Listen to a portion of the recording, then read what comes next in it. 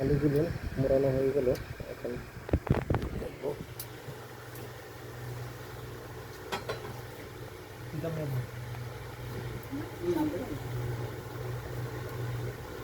আদা রসুন পেঁয়াজ সব দেওয়া হলো। একটু দিয়ে দিলেন এইমাত্র, একটু দিয়ে তারপর আবার চাটকাইতেছে। এই দেখেন কালার আস্তে আস্তে কালার হয়ে যাইতেছে।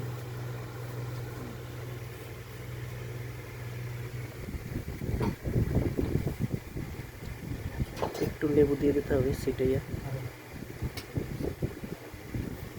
লেবুটার ঘ্রাণ জানিয়ে আসে। এটাই সব সময় চা বাগানে যারা থাকে তারা রুটি দিয়ে খায় সব সময়, চা পাতার ভর্তা। আমরা আজকে খাবো ভাত দিয়ে। এই লবণ দেওয়া হলো, একটু লবণ দেওয়া হলো। এখন ভাই চানাচুরটা খুলতেছে, চানাচুর দেবে।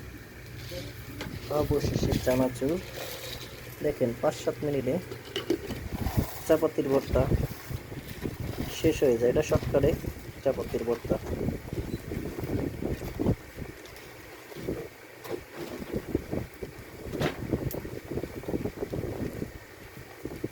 অবশেষে কিন্তু চাপাতির ভর্তা কমপ্লিট হয়ে গেল।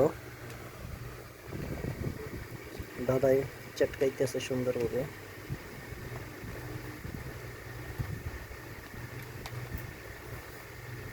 সরাসরি আপনাদের দেখাইতেছে চা পাতা কীভাবে ভর্তা বানাতে হয়।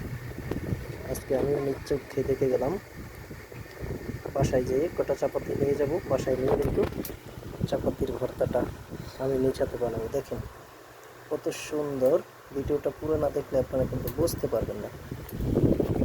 খাই দাদা, একটু আপনাদের তো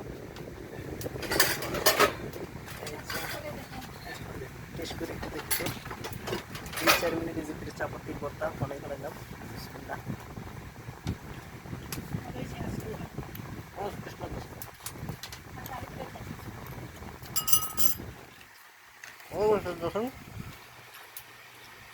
চাপাতির ভর্তা হয়ে গেল, অনেক টেস্ট লাগলো।